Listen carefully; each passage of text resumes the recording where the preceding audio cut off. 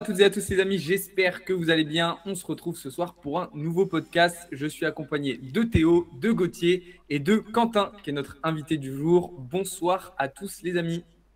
Bonsoir les J'espère amis. que vous allez bien. Bonsoir, salut à tous. Donc on se retrouve ce soir pour un nouveau podcast. On va se présenter chacun notre tour et surtout Quentin, que vous ne connaissez peut-être pas. Et on va parler de plein de sujets super intéressants ce soir autour desquels on va débattre. Investissement, trading, stratégie, on va parler de plein de choses. On va essayer aussi de vous apporter notre expertise vis-à-vis de ces différents sujets et de débattre de manière constructive. N'hésitez pas aussi à participer dans le chat. S'il y a des questions, des remarques pertinentes, on les prendra en compte et on y répondra. Donc voilà, n'hésitez pas aussi à liker, à partager, à vous abonner. Et pour ceux qui sont en train de regarder la rediffusion sur la chaîne YouTube, même chose, n'hésitez pas à liker, à partager et à vous abonner. Ok, on va commencer par un petit tour de table. Je vais vous laisser vous présenter chacun votre tour. Quentin, tu es l'invité. À toi l'honneur. Super. Déjà, merci de m'inviter. Ça fait toujours plaisir de partager un peu avec des passionnés de son domaine qu'on aime aussi. Donc, pour me présenter, moi, je bosse dans la finance depuis maintenant 5 ans. En fait, de formation, je suis ingénieur, donc j'ai fait l'INSA Lyon. Donc à la base, j'étais en génie mécanique et en fait, sur les 2 dernières années, je me suis spécialisé en finance et stratégie d'entreprise. J'ai eu l'occasion d'avoir pas mal de cours, voilà, sur plutôt de la finance traditionnelle. Et c'est quand justement je me suis intéressé à tout ça que j'ai aussi découvert de la finance parallèle, entre guillemets, donc avec tout ce qui est trading, crypto, etc. Donc pour expliquer aussi pourquoi je suis tombé aussi dans l'entrepreneuriat. Donc en fait, en 4e année, j'ai eu l'opportunité de rejoindre la junior entreprise de l'INSA qui m'a permis de créer ma première boîte. Voilà, un projet étudiant, hein, donc c'était pas forcément la boîte dont je rêvais, mais c'était déjà un premier projet entrepreneurial. Et une fois diplômé, c'est là que voilà, j'ai voulu vraiment passer un cap et lancer quelque chose dans le domaine de la finance. Et donc avec Rémi Loy, qui est aujourd'hui mon associé au sein d'Harmonia Capital, donc on a lancé la boîte. Ça ne s'est pas fait tout de suite, hein. Il y a eu quand même pas mal de temps de réflexion, etc. Savoir quel serait le business model, mettre en place tout ce qui est notamment juridique, mettre en place le site web. Il y a beaucoup de choses à réfléchir avant de lancer concrètement la boîte. Et donc le lancement s'est fait en avril 2022. Aujourd'hui, ça fait 1 an et demi. Et puis on est assez content de là où on est arrivé. C'est vrai que ce domaine-là, le domaine du trading et de l'investissement, c'est un secteur très concurrentiel. Et pour le moment, on arrive à sortir notre épingle du jeu. On arrive à proposer quelque chose qui a notre image et qui nous plaît. Donc voilà. Ok, génial. De toute façon, vous aurez l'occasion. J'aurai le temps plus tard de revenir un peu sur la boîte et je suppose qu'on pourra en discuter un peu plus tard. De toute façon, on parlera trading. Ouais, c'est clair, exactement. Et puis de toute façon, Quentin qui reviendra à la fin du mois dans le serveur Discord pour une AMA où vous pourrez découvrir un peu plus. Et puis de toute façon, vous avez dans le Discord déjà une partie sur Harmonia Capital. Donc voilà. Théo, Gauthier, je vous laisse vous présenter rapidement vous aussi. Ça marche. Rebonjour à tout le monde. De toute façon, on se voit souvent en ce moment. Sabi. Comme d'habitude, moi, j'ai un peu le parcours aussi comme Quentin. Moi, je suis ingénieur à la base, mais par contre, j'étais pas en électro ou quoi. J'étais mon école, moi, c'est l'ECE à Paris, donc c'était un truc généraliste et je me suis spécialisé, pareil, en 2e année là. Et j'ai choisi finance aussi, du coup. Finance et entrepreneuriat, je suis diplômé depuis 2017. Pareil, un peu comme toi, Quentin, j'avais voulu monter ma société, mais je ne l'ai pas fait dans la junior entreprise parce que au moment de la junior entreprise, moi, je m'occupais des associations. J'étais président du poker et trésorier de l'association finance, donc j'avais clairement pas le temps de faire d'autres trucs à côté. Mais par contre, en fin d'année, j'avais monté un projet axé sur une plateforme de trading et pareil que toi, un peu, c'était pas forcément le truc le plus révolutionnaire, c'était projet de fin d'études, etc. On a eu une super bonne note et tout, on a fait un truc assez sérieux, mais on a dû se poser la même question à sortie d'école, tout le monde, là on était 4. On a dû dire, bon, on fait quoi? On va d'abord avoir une expérience, etc. On a plus ou moins tous choisi d'aller faire une expérience, même si moi, au début, j'ai essayé de continuer pendant 6 mois, mais 6 mois tout seul, à galérer à trouver des investisseurs. C'était un peu compliqué et c'était au même temps ces 6 mois-là où j'ai commencé à m'intéresser aux autres alternatives et c'est là que je suis tombé dans l'écosystème crypto. Je suis rentré moi dans l'écosystème crypto comme vous le savez par le minage. Donc j'ai fait bêtement, comme tout le monde l'a fait au début, en me disant bah tiens j'ai un ordinateur gaming, je vais peut-être faire du minage avec. J'ai lancé mon petit truc dessus, je me suis rendu compte que ça servait absolument à rien avec un seul ordinateur, mais j'ai fait mes propres recherches. Il ne faut pas oublier qu'en 2017, Asher était à peine connu. Moi je l'ai découvert qu'en 2018. Aucune chaîne française fait du contenu sur les cryptos. Enfin bref, c'est ultra flou en 2017, mais c'est aussi en ce moment-là qu'on a eu le principal bull run qui a permis à énormément de gens de découvrir l'écosystème crypto. Je suis arrivé un petit peu à ce moment-là, donc j'ai quand même investi des billes au début et j'ai pris du coup un peu comme tout le monde à cette époque-là le 2018-2019 pleine face justement pour apprendre ce qui s'est passé là-dessus. Donc c'est le deuxième bear market que je connais et là ça sera le deuxième vrai bull run que je vais connaître au prochain d'ici 2024-2025. Et donc avec Alex, Gauthier et Mathéo que vous connaissez, on a monté le projet Blockchain Capital qui est axé sur donc l'éducation financière. C'est le but du jeu de base. Et dans l'éducation financière, on est forcément obligé de vous parler de finance, de trading et d'investissement, entre autres. Et c'est pour ça qu'on a monté un super partenariat avec la société de Quentin. On ne va pas forcément discuter que de ça aujourd'hui, on en a déjà discuté avec vous. Et comme Alex vous l'a dit, Quentin va revenir sur le Discord pour discuter de ça à la fin du mois. Donc restez bien connectés si vous nous découvrez sur YouTube. Jetez un petit coup d'œil à la description parce que vous allez voir du coup un petit peu les cadeaux qu'on vous fait, notamment avec le projet en partenariat avec Quentin. Et venez sur le Discord pour discuter avec nous. Voilà les amis, je te laisse la parole Gauthier. Ouais, bah, salut à tous. Donc, du coup, moi, c'est Gauthier, pareil, hein, un des cofondateurs avec Alex et puis Mathéo et Théo. Moi, je suis dans le domaine bancaire depuis 13 ans en Suisse, à Genève notamment. Voilà, donc je me dirige vers la finance prochainement en passant des accréditations. Et puis voilà, tomber dans la marmite hein, de la crypto, un peu comme tout le monde, j'ai l'impression. Et puis dans le sérieux de l'investissement, parce que quand on voit le monde, comment il se dirige aujourd'hui, bah, les retraites, je pense qu'il faut y penser. Et puis pas qu'au travail, parce qu'on ne va pas aller bien loin.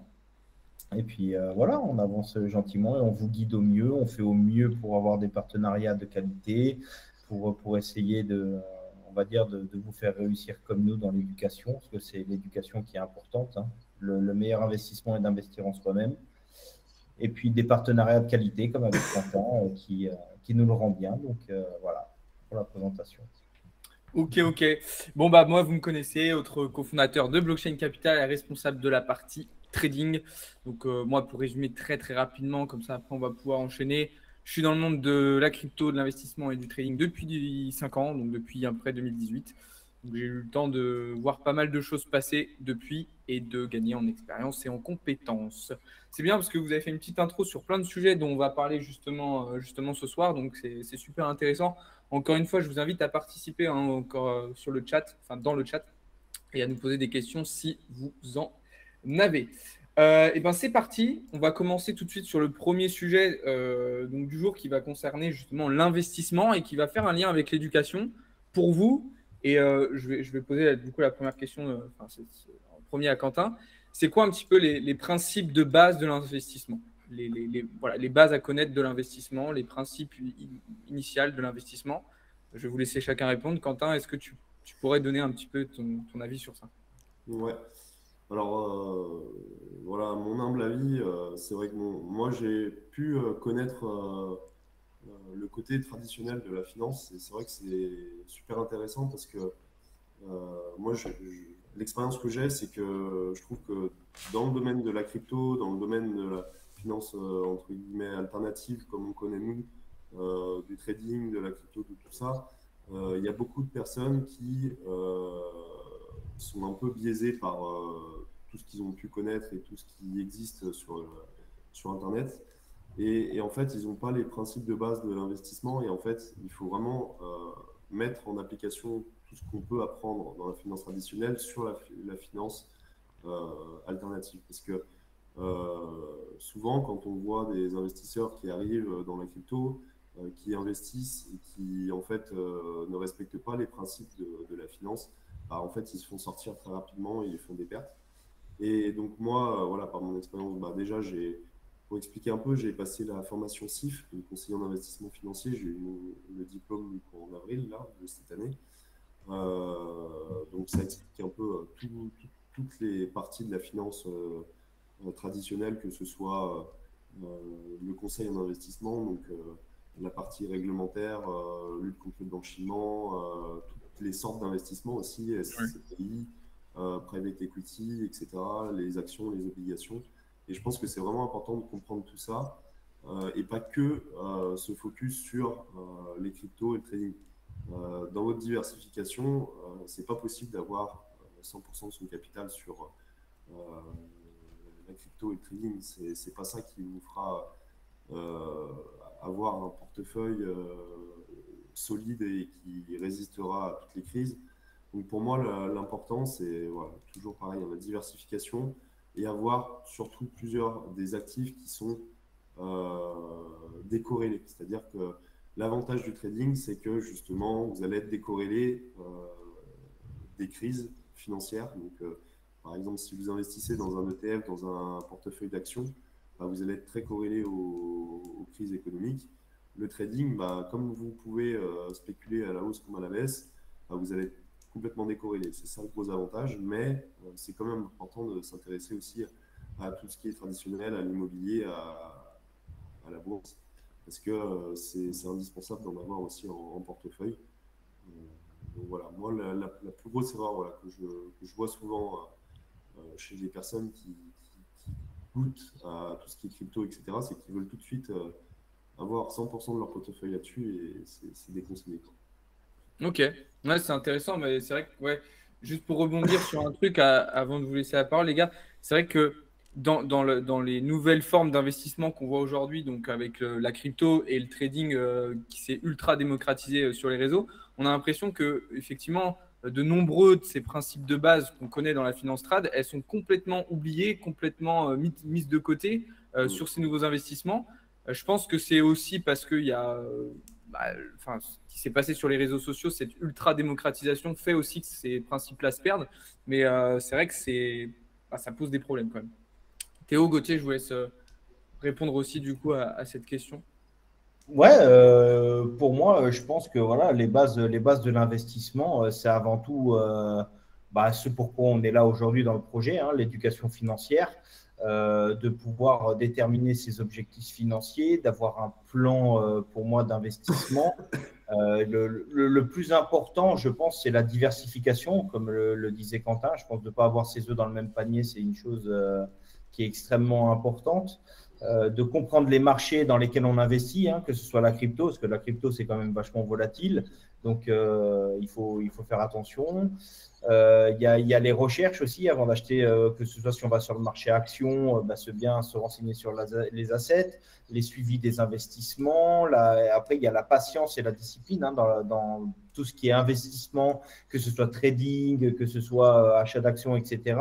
L'aspect psychologique, je pense qu'Alexandre pourra en parler, c'est quelque chose pour moi qui est peut-être à 80% de réussite là-dedans, quoi. C'est la psychologie qui tiendra. Il y a la gestion des risques aussi, hein, où il faut faire attention dans ce qu'on met, les pourcentages, etc.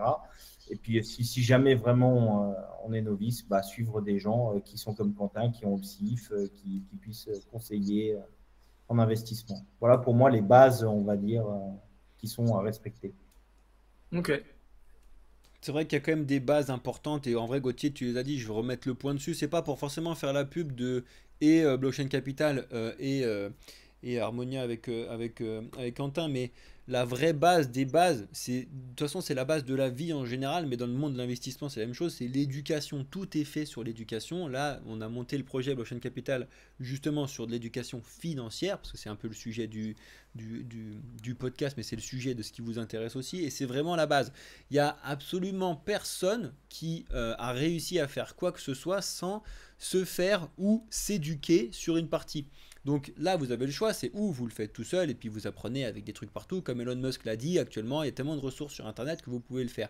C'est juste que forcément, ça vous prendra obligatoirement plus de temps que si vous vous faites accompagner, que vous avez un plan qui vous a été fait et surtout de savoir apprendre les erreurs des autres expliquées par des autres, c'est toujours important. Moi personnellement j'ai suivi plusieurs formes d'éducation, plusieurs formations, plusieurs trucs sur plein de thèmes et c'est le deuxième truc que je trouve vraiment très intéressant et très important sur la base, c'est que vous devez voir quand on est débutant, vous devez voir un petit peu tout ce qui se passe, que ce soit du trading, que ce soit du forex, que ce soit des cryptos, que ce soit des voitures, de l'investissement immobilier ou je sais pas quoi. Il faut voir un petit peu tout ce qui se passe parce que selon le feeling des gens, vous allez plutôt vous diriger vers tel ou tel truc et il faut bien évidemment se diversifier, mais dans ces points-là, il y a tellement de ramifications différentes qu'il faut que vous ayez les informations sur tout et après que vous choisissiez un petit peu ce qui vous plaît. La plus grosse erreur que aussi font pas mal de débutants,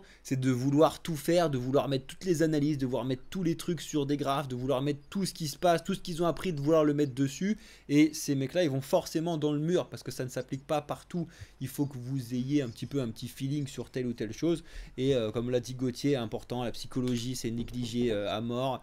Ce qui est négligé aussi, c'est que les gens, ils ont l'impression qu'ils vont pouvoir arriver là-dedans et être le boss du truc. Ça n'existe pas. Les gens sont conscients que pour devenir tel ou tel métier, il faut avoir une formation, une éducation. Tout le monde est conscient sur cette partie-là. Par contre, dans le monde de l'investissement et des cryptos encore pire, les gens ils se disent ouais, vas-y, j'arrive là-dedans, mais je vais être le patron en 5 minutes, je vais éclater tout le monde. Il y a cette espèce de sphère qui s'est créée à cause des réseaux sociaux, parce que sur les réseaux, on voit beaucoup des jeunes à Dubaï, des machins qui, ou c'est vrai ou c'est pas vrai, mais t'en vois un sur 1 million qu'à chier, et faut faire attention à ça, quoi. Donc diversifiez, faites de l'éducation, c'est la base. Soyez curieux sur ce qui se passe et choisissez un petit peu ce qui vous attire le truc. Mais ça, c'est vraiment la base des bases, quoi. On l'a tous dit. Alex, il va dire la même chose. Ouais, non, mais c'est vrai. En vrai, j'ai pas grand-chose à rajouter. Et en plus, j'en parlais cet après-midi dans mon live. Pour moi, c'est inconcevable d'investir dans un secteur que vous ne connaissez pas. Je prenais l'exemple du vin. Vous n'allez pas vous mettre à… Parce que le vin, c'est un investissement. Ça peut être un investissement.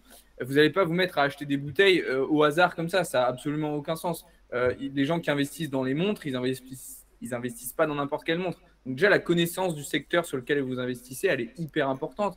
J'ai bien aimé aussi ce qu'a dit Quentin sur la diversification, mais une diversification intelligente. Ça ne sert à rien de se diversifier pour se diversifier. Et d'ailleurs, je vous le dis super souvent, très souvent, une surdiversification, ça va diluer votre portefeuille. Ce n'est pas forcément la meilleure chose à faire.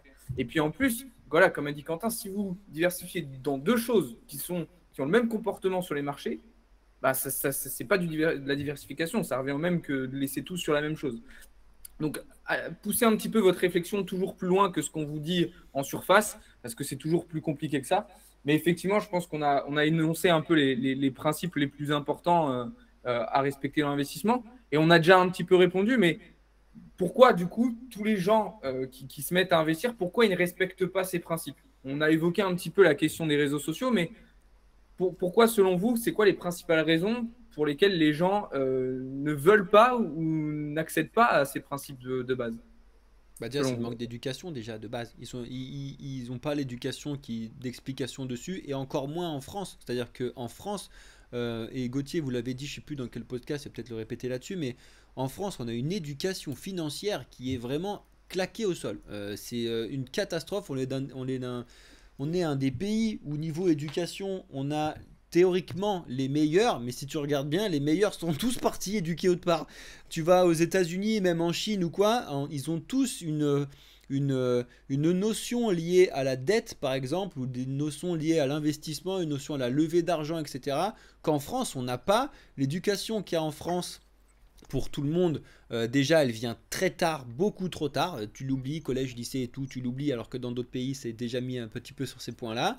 Tu l'as très tard, on a un lobby complet des banques sur foutez tout sur votre livret A, c'est génial.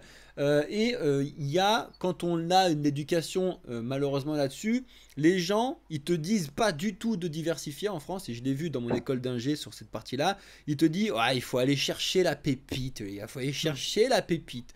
Vous êtes dessus et tu as des profs qui disent Franchement, passez du temps dans la recherche, allez choper l'action, le truc qui va exploser tout, vous foutez tout dessus et c'est génial. C'est le pire truc à faire. Et du coup, en fait, le français a une éducation qui est éclatée. Du coup, quand il arrive sur les marchés, il va forcément dans le mur parce que il a toute cette partie-là qu'il a eu en retard et il se dit, bon, ouais, les autres, j'y arrive, pourquoi j'y arriverai pas? Et il y a un petit peu ce truc qui arrive là-dessus et qui fait que du coup, il va dans le mur. On en Moi, remet sur le reste, j'ai surtout l'impression qu'en Europe, c'est un peu l'effet casino. Tu mets tout sur le rouge, t'as pas d'éducation, et puis tu te dis, bah, adviendra que pourra. Et j'ai l'impression que c'est pas comme ça que ça fonctionne, quoi. Et toi, Quentin, qui est vraiment quasiment que face à des gens qui veulent investir, là où nous, on a des gens qui veulent aussi des fois juste apprendre. Quel est ton ressenti par rapport à ça, justement? Bah, alors déjà, je pense que moi, le problème principal, c'est qu'effectivement, il y a un manque de formation. Donc ça, c'est sûr. Au lycée, etc., on ne nous apprend pas la finance, quoi. La plupart des gens, ils ne savent pas pourquoi, enfin, qu'est-ce qu'une obligation, par exemple, un truc tout bête. Qu'est-ce qu'une action, qu'est-ce qu'une obligation? Pourquoi une obligation, le prix d'une obligation varie? Parce que, en fait, les gens, ils achètent à la rigueur, ils investissent sur une assurance vie dans du fonds euro, mais ils ne savent même pas ce qu'il y a derrière, quoi. Bah, le fonds euro, ok, c'est cool, ça rapporte 3-4% par an, mais c'est quoi derrière? Pourquoi c'est aussi faible? Et quels sont les risques, etc. Et en fait, tout ça, c'est hyper important, mais on ne nous l'apprend pas en France. Donc ça, je pense que c'est très important aussi que chacun bah, prenne le temps de faire ses recherches. Je sais que c'est difficile, que c'est pas évident parce il y a très peu de support. Moi, je sais que je suis fan de YouTube. Je ponce des vidéos YouTube tout le temps. Et il y a des chaînes qui sont vraiment à suivre, qui sont incroyables. Notamment, là, je pense à une chaîne c'est un YouTuber en fait, qui était trader en banque aux États-Unis et qui maintenant est YouTuber qui vulgarise la finance. Il s'appelle Eureka. Je ne sais pas si vous connaissez. Ouais. Je peux peut-être envoyer sa chaîne Ouais. sur le chat. Tu peux mettre dans le chat, ouais, si tu veux, ouais, carrément. Sa chaîne est incroyable. Vraiment, je vous conseille de regarder ses vidéos. Il est vraiment incroyable. Il a 400 000 abonnés, donc il commence vraiment à être connu. Et ses vidéos sont top pour vraiment apprendre les bases de la finance et voir comment fonctionne un peu ce domaine-là. Et puis après, le souci aussi, c'est que souvent les gens aussi cherchent trop compliqué quand des fois ils peuvent faire simple. Et en fait, souvent en investissement, les choses qui marchent, c'est les choses simples. Typiquement, moi, ma stratégie, comme je disais, c'est important de diversifier, mais en même temps, il ne faut pas non plus s'éparpiller. Et pour moi, là, ça se résume, pour moi, il y a 4 piliers, on va dire. Le premier pilier, pour moi, dans l'investissement, c'est l'immobilier. Le deuxième, la bourse. Le troisième, on peut mettre les cryptos, mais un plus faible pourcentage, une plus faible exposition, et le trading. Et pour moi, donc, ces 4 piliers-là, ça suffit. Allez pas chercher d'autres trucs. Comme tu disais, je ne sais plus qui disait ça, mais Alexandre, commencer à acheter des montres, à acheter des bouteilles, etc., alors que vous n'y connaissez rien en pensant que c'est une diversification, acheter de l'or en pensant que c'est une diversification, etc., et que c'est rentable. Enfin, je pense que c'est vraiment une erreur. Pour moi, voilà, immobilier en locatif, bourse, pas besoin d'acheter 50 000 actions, vous achetez un ETF S&P 500, vous avez déjà une diversification mondiale. Et ça fait 10% par an depuis 50 ans. Vous calculez avec les intérêts composés 10% par an, vous mettez 200 euros tous les mois sur un ETF S&P 500, mais vous êtes rentier à 40 ans. Donc, pas besoin d'aller chercher des trucs compliqués. Et après, si vous voulez voilà, avoir une partie de votre portefeuille, je dirais 10, 15, 20% ou plus dynamique, bah, allez chercher justement des cryptos, allez chercher une partie que vous mettez en trading. Mais voilà, il faut que ça reste raisonné. Et voilà. Et l'autre Ok. problème, Ouais, non, aussi qu'on a en France, qui me fatigue personnellement et qui moi ça me rend ouf, c'est pour ça que qui est un peu double, c'est que les Français du coup à cause de ce manque d'éducation, à cause de tous ces trucs-là, le Français a un problème avec l'argent. Voilà. Il a un problème à parler d'argent, c'est-à-dire que il y a d'aller demander à n'importe qui, ouais, vas-y, tu gagnes combien? Ou il va mytho, il va te donner un truc ultra arrondi, en brut, en net, déjà personne ne comprend rien là-dessus. Ou alors il va dire, ouais, ça ne t'intéresse pas et tout, on s'en fout, machin truc et tout. Et si le gars il gagne au-dessus, t'as l'autre qui va dire, ah le bâtard, il gagne plus que moi, machin et tout, alors qu'il fout rien, gna gna gna. Alors qu'on est le seul pays à vraiment avoir ce gros problème avec l'argent. Tu vas aux États-Unis, tu vas en Chine, n'importe qui discute de ça ouvertement, naturellement. Et puis, t'as pas cette envie. En France, on a cette envie de devenir la personne avec qui on parle, alors que dans les autres pays, les gens, ils ont envie d'arriver à être comme la personne avec qui ils parlent. C'est complètement différent psychologiquement de vouloir être dans la vie de quelqu'un d'autre. Ça, c'est hyper malsain. Alors que les autres pays, ils se font en sorte de se développer pour être comme. C'est différent de comme ou d'être dans le truc. Le français, il veut prendre la place de lui, de machin, de trucs et tout. Et discussion d'argent, c'est pas pour rien que politique et argent en repas de famille en France, c'est une catastrophe. Tu mets ça dans d'autres pays, ça marche très bien. Ouais, non, c'est clair. Moi, je voulais revenir sur un truc aussi, et qui revient aussi un peu à la question précédente, c'est que les gens, ils se connaissent pas assez eux-mêmes, en fait. Déjà, pour moi, un des trucs super importants d'investissement, c'est de définir quel type d'investisseur on est.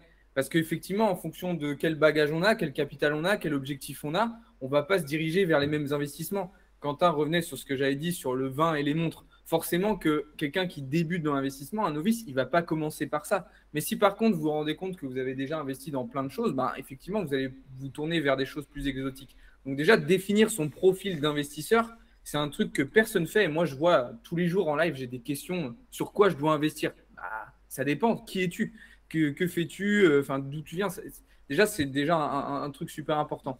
Et puis, je voulais revenir aussi sur une remarque qui a été faite dans le chat. D'ailleurs, salut Juju d'être là avec nous aujourd'hui. Euh, pour moi, le monde, il est compliqué, mais comme a dit Quentin, l'investissement, il n'est pas obligé de l'être. Le monde, oui, il est super compliqué, mais pour moi, on n'a pas besoin de tout comprendre sur tout ce qui se passe, même si c'est important et ça peut être intéressant, pour être un bon investisseur. Moi, personnellement, j'ai rencontré des personnes qui ont fait des trucs de ouf dans l'investissement et sur des investissements des fois assez exotiques, sans forcément connaître tout le fonctionnement de A à Z et du monde, quoi. Donc, pour moi, les deux sont possibles, en fait. Et il ne faut pas non plus trop se prendre la tête et aller chercher des trucs trop compliqués. Je pense qu'il faut être capable de se rendre compte de ça, c'est assez important. Puis le plan, Voilà. Gauthier vous a dit le plan aussi tout à l'heure. Mettre un Ouais, plan, c'est c'est la ça. base, quoi. Faut se faire un plan Ouais, en ouais, fonction de votre temps et de vos capacités. C'est pas le même plan pour quelqu'un qui a 100% de son temps à mettre dessus parce qu'il est rentier, parce qu'il travaille pas, parce que machin, ou un gars qui a un taf d'ingénieur comme moi j'avais avant où je bossais 75 heures par semaine.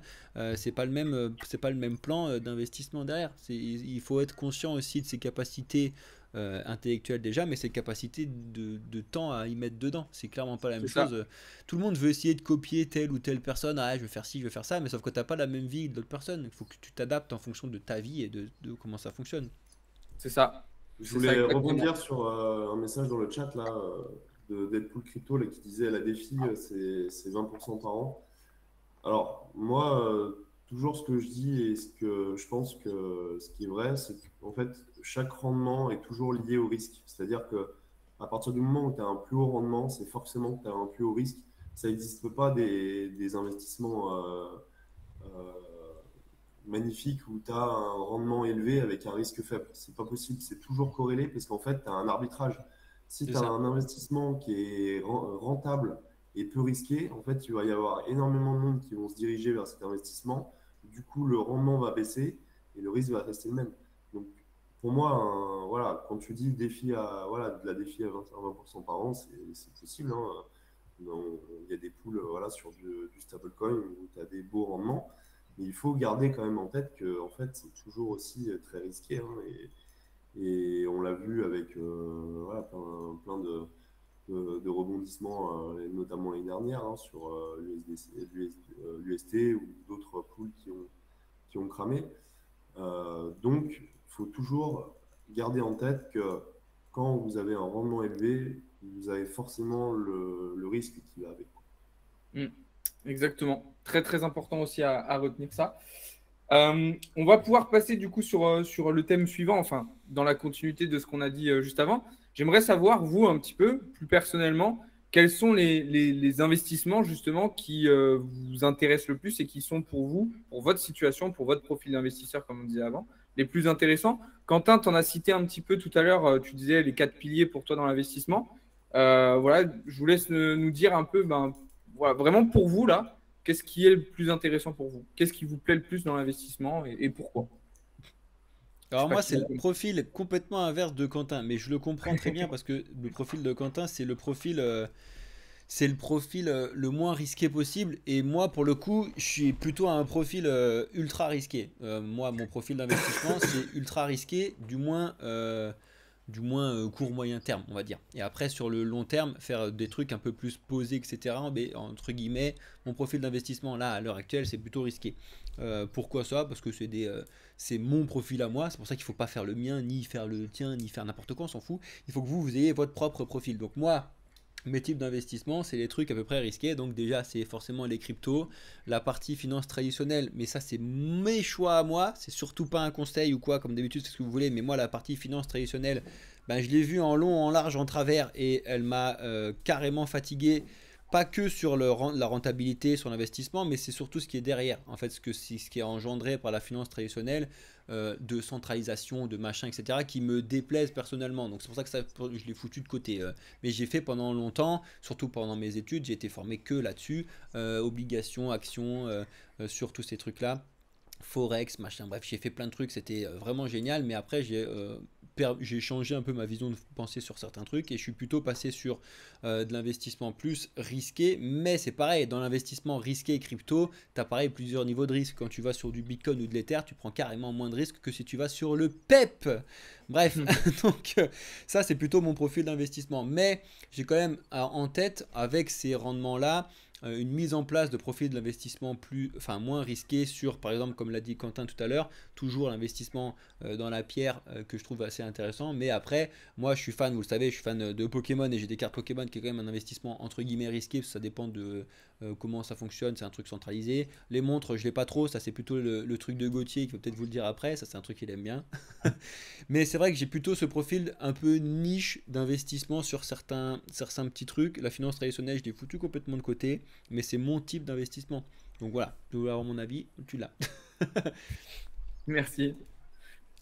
Gauthier, Quentin, je vous laisse comme vous voulez. Vas-y, Gauthier. Merci. Ouais, alors comme le disait effectivement Théo, moi j'ai la chance d'habiter en Suisse depuis maintenant des années, donc j'ai énormément de contacts dans la haute horlogerie, pas l'horlogerie simple. Donc effectivement, oui, j'ai ma famille qui a investi quand c'était le bon moment, on va dire. Après, moi, c'est vrai que oui, j'aime les montres, j'aime l'immobilier, j'aime la crypto et j'aime un peu la bourse, on va dire, dans son ensemble. Voilà, que ce soit effectivement, comme disait Quentin dans le chat, des ETF sur les SP500, que ce soit des actions boursières, avec en France notamment une que j'aime bien, c'est Air Liquide.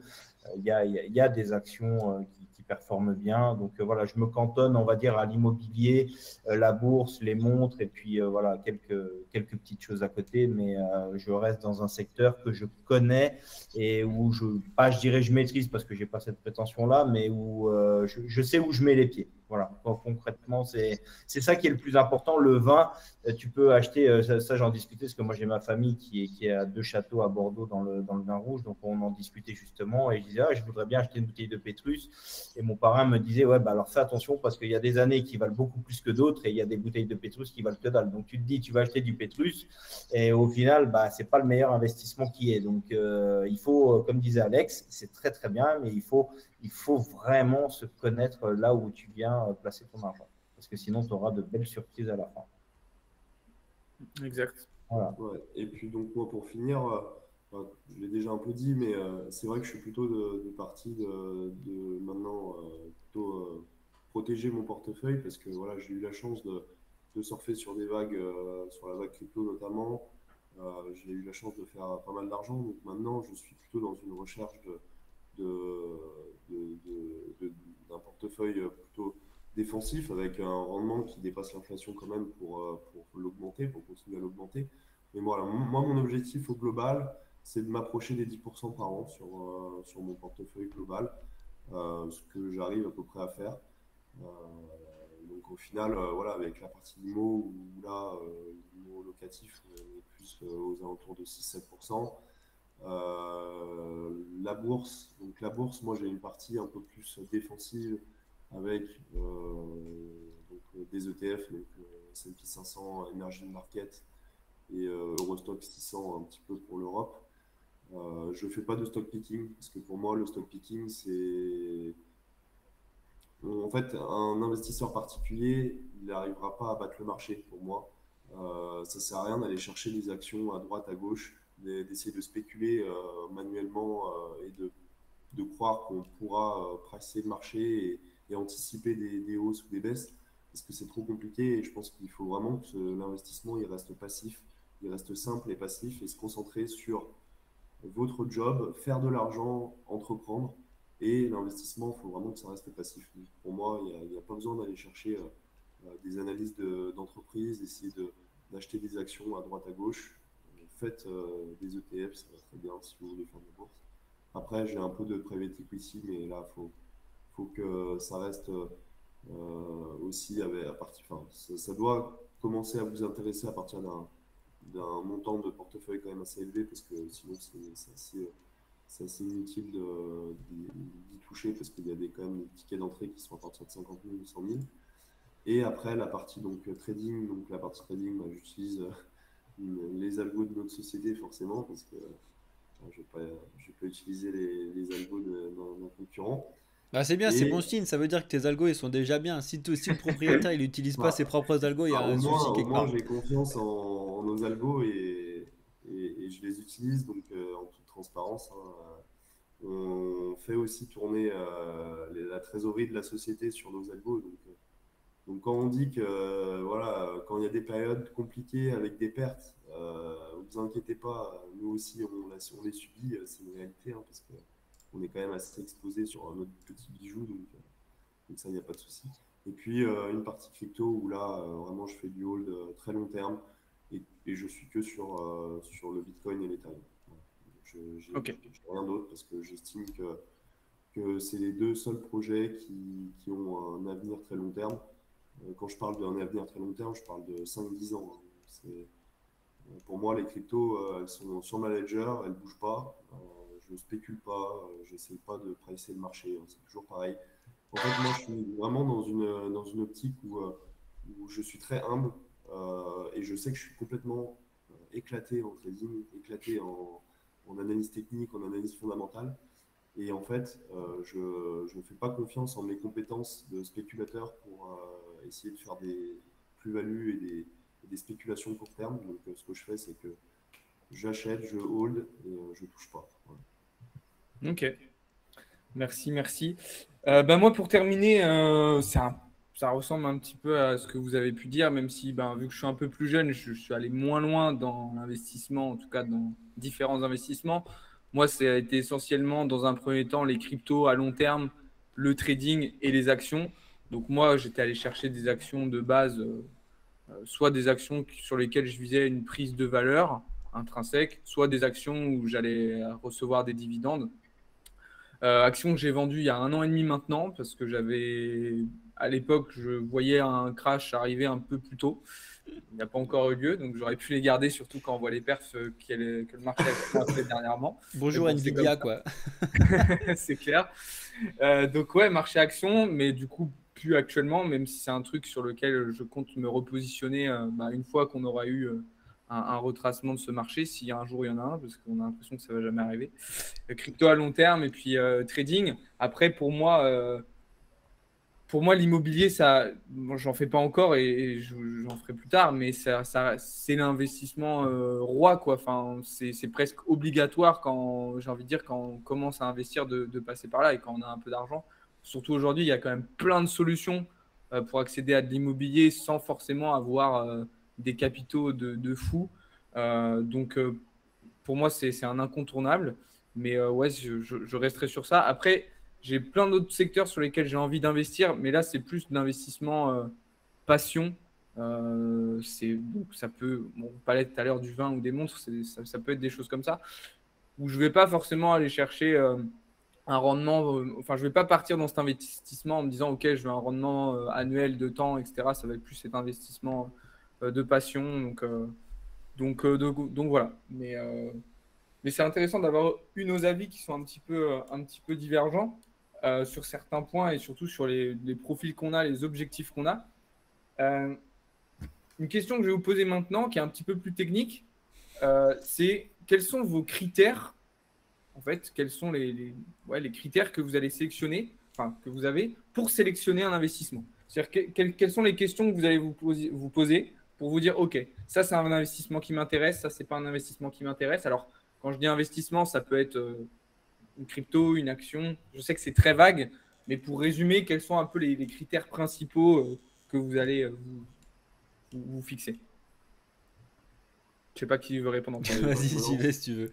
Moi, j'aime vas-y. bien adapter mes critères en fonction de mon plan d'investissement. Je vous dis souvent qu'il faut avoir déjà plusieurs plans d'investissement. Moi, personnellement, je trouve que c'est intéressant d'avoir un plan court terme, un plan moyen terme et un plan long terme.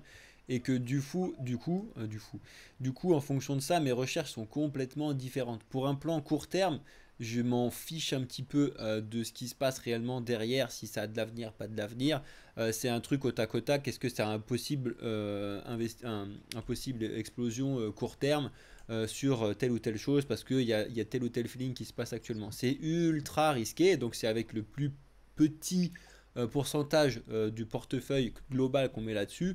Et pareil, opposé complètement à l'investissement long terme, où là, pour le coup, ce que je regarde, c'est vraiment de base si l'idée qui est derrière le projet que j'ai a de l'avenir. Est-ce que Bitcoin, ça a de l'avenir?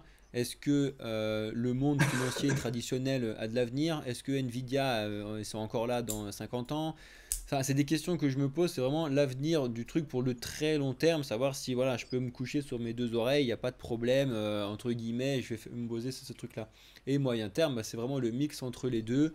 Moi, je mets le moyen terme plutôt à 10-20 ans et le long terme en ma retraite, en gros, et le court terme, c'est à moins de 1 an, quelques mois.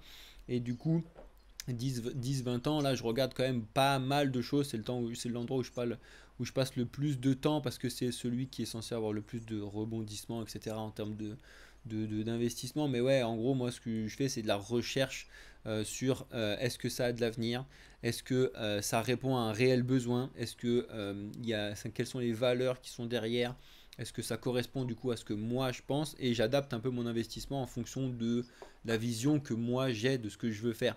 Mais c'est pour ça qu'on vous dit au début, il faut que vous puissiez avoir votre propre avis et que la pire erreur que vous puissiez faire, c'est d'essayer de faire comme quelqu'un d'autre. Et c'est exactement ce que j'ai voulu faire au tout début. Tu vas chercher des livres, tu vas chercher des films, tu vas chercher des machins.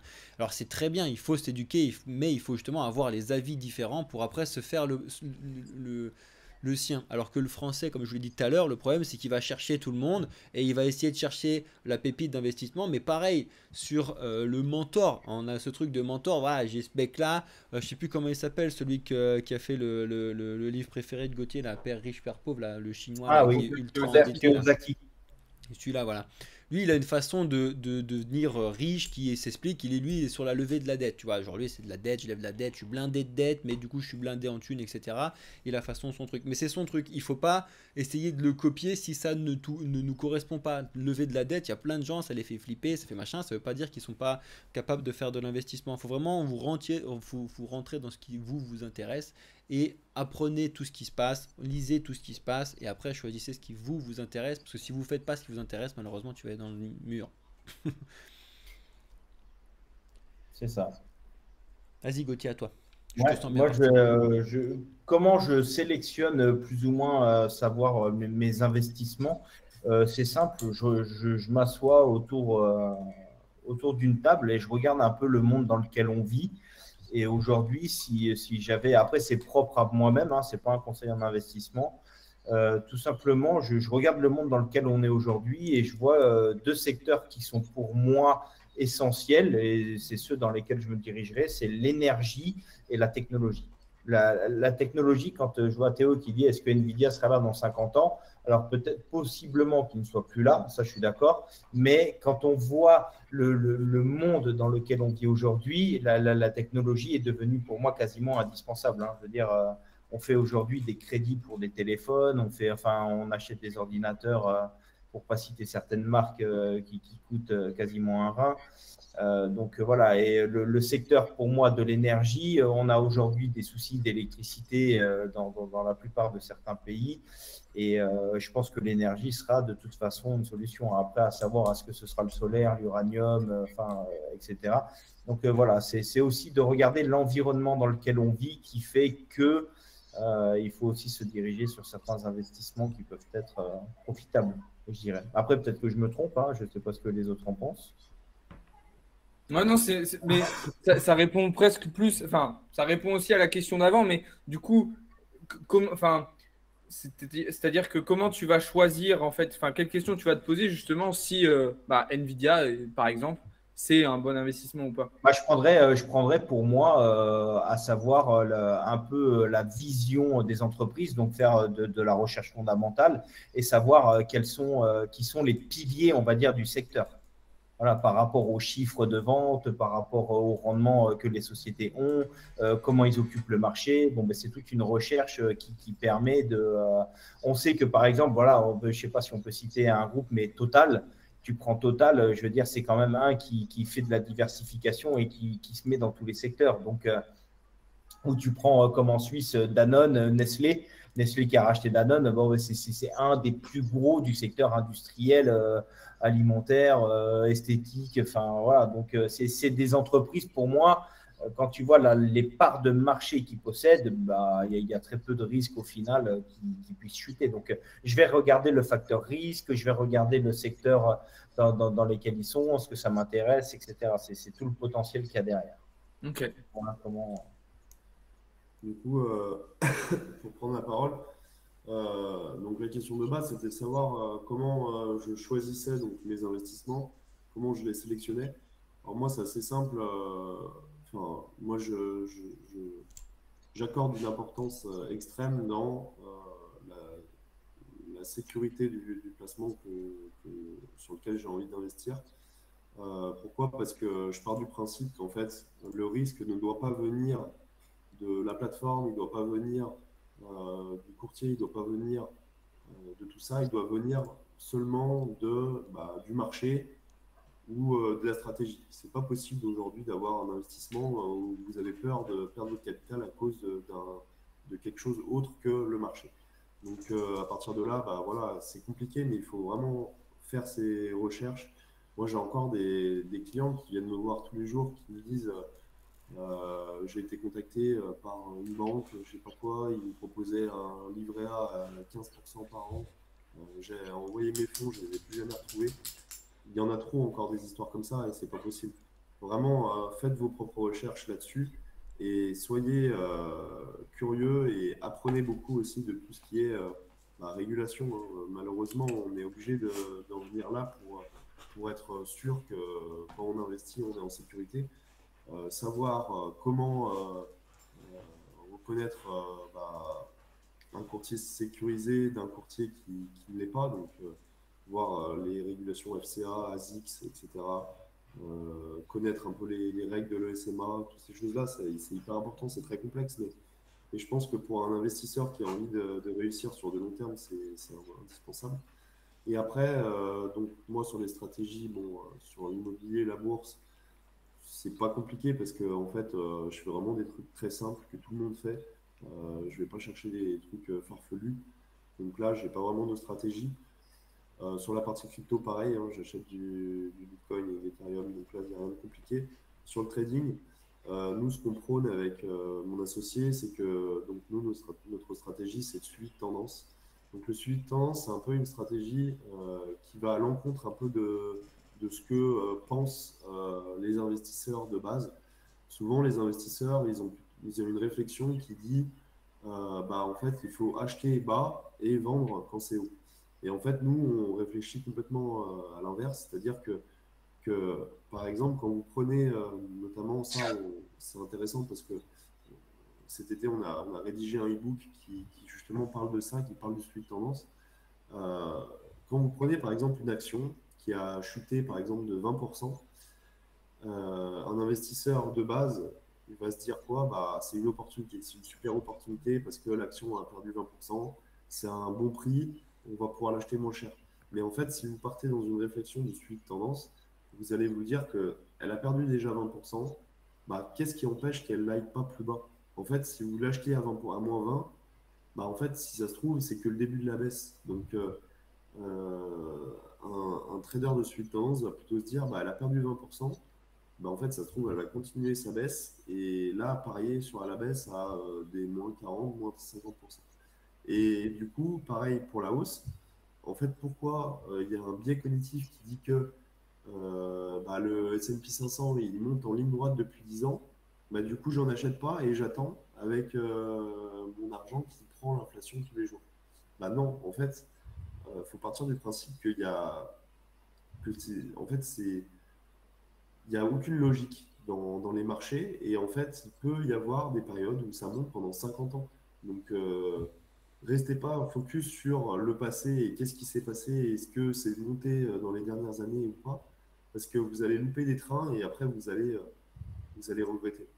Et c'est pareil hein, sur le Bitcoin, il y en a plein qui se sont fait avoir, qui quand le Bitcoin a corrigé en partant des 69 000 jusqu'à 40, 30, bah, il y en a plein qui ont acheté la baisse, qui ont acheté au fur et à mesure de la baisse et qui ne pensaient pas que ça allait aller aussi bas et qui se sont fait avoir en achetant, en faisant tapis à 40 ou 50 000 et on se retrouvait à un Bitcoin à 15 000 complètement paniqué, quoi.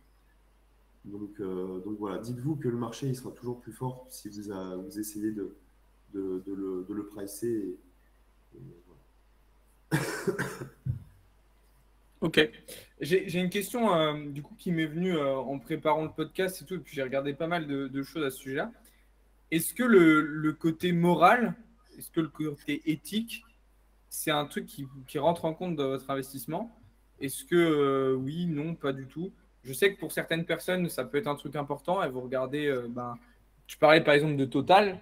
On sait que c'est une entreprise qui peut avoir certains impacts négatifs dans certains aspects du monde. Est-ce que c'est un truc que vous prenez en compte dans vos investissements ou pas du tout? Bah, moi, je peux répondre. Déjà, le souci qu'il y a, et c'est une question qui est bien plus profonde, hein, parce que tu prends ne serait-ce que ça, voilà, pour ne pas le citer, le cobalt, etc., enfin, tout ce qui sert pour les batteries, le lithium, etc., c'est extrait par des enfants. Donc, je veux dire, avoir un choix, déjà, je pense qu'avant d'avoir une politique, on va dire, de mœurs dans les investissements, il faut déjà voir le mode de vie qu'on a. Et aujourd'hui, le mode de vie qu'on a, est-ce qu'il est réellement aligné avec nos valeurs? Ouais, C'est mais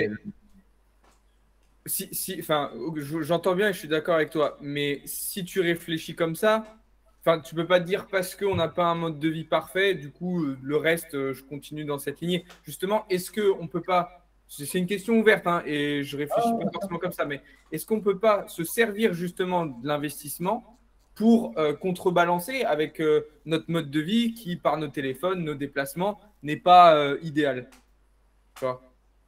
Bah, moi, c'est- pour donner mon avis, je pense que oui, c'est super important déjà notamment parce qu'il y aura des opportunités en fait.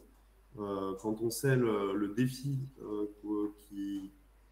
que représente la transition écologique dans les prochaines années, il faut des milliards et des milliards d'investissements pour réaliser cette transition et arriver à la neutralité carbone en 2050. Donc en fait, ça passe par l'investissement. Il faut des milliards et des milliards. Et de plus en plus, on voit que en fait, justement, les entreprises qui sont ESG, notamment, vous avez des ETF hein, qui sont voilà, 100% sur le développement durable, qui sont investis 100% sur le développement durable, où derrière, il y a des entreprises qui vont investir dans l'éolien, dans le solaire, dans le nucléaire, dans tout ça. Et je pense que c'est vraiment un marché d'avenir dans le sens où, en fait, il y a besoin de financement. Les entreprises qui font les panneaux solaires de demain de plus en plus rentables, bah, il y a besoin d'argent, il y a besoin de recherche et développement parce que je vous assure que c'est incroyable la croissance qu'on a dans ce domaine-là. Moi, quand je vois il y a 10 ans, par exemple, les rendements des panneaux solaires par rapport à aujourd'hui, ça a fait x10 sur le rendement et avec 10 fois moins de matières premières et 10 fois moins d'impact. Donc, il faut continuer à pousser dans ce secteur-là et je pense que c'est important d'investir dans ce secteur-là parce que, oui, effectivement, c'est un secteur d'avenir. Et après, il y a aussi une question, c'est est-ce que la croissance infinie dans un monde fini, est-ce que c'est possible, quoi? Est-ce que, par exemple, la bourse va continuer à monter sans arrêt dans les années à venir, alors qu'en fait, on a un monde où les ressources énergétiques, elles sont finies. C'est-à-dire qu'à un moment, on va arriver au bout des ressources en pétrole, on va arriver au bout des ressources en minerais, etc. Et est-ce que la bourse va continuer à monter? C'est ça aussi la grande question. Et c'est vrai que moi, il y a une période où en fait, je me suis dit, mais est-ce qu'il y a vraiment une logique dans tout ce qui est bourse et économie comme ça, avec une croissance qui sera toujours là? Est-ce que vraiment ça va continuer comme ça? Et c'est vrai que c'est une question qu'il faut se poser parce que s'il y a un jour où il se passe quelque chose, où on arrive au bout de nos ressources, est-ce que tout va pas se cracher? Et c'est vrai que moi, je me pose pas mal de questions là-dessus. C'est vrai que ça peut être inquiétant. C'est pour ça qu'il faut peut-être investir dans l'or et les armes. On revient au primaire. Mais moi, pour revenir à la question d'Alex sur la partie éthique, dans mon type d'investissement, ça a une part assez importante. Alors les gens ils vont me dire, mais c'est un ouf, lui, il a des cartes Pokémon, il a machin et tout. En fait, c'est pas ça le truc. C'est aussi pour ça que personnellement, je suis passé beaucoup sur l'aspect crypto et sur l'aspect minage et sur l'aspect machin, où j'ai passé énormément de temps à me faire des recherches parce que j'entendais tellement de bêtises dessus et tout. Mais la partie éthique, environnement, de ce qu'il faut pour la planète, de même des valeurs qui sont derrière, sur la liberté, l'expression, etc.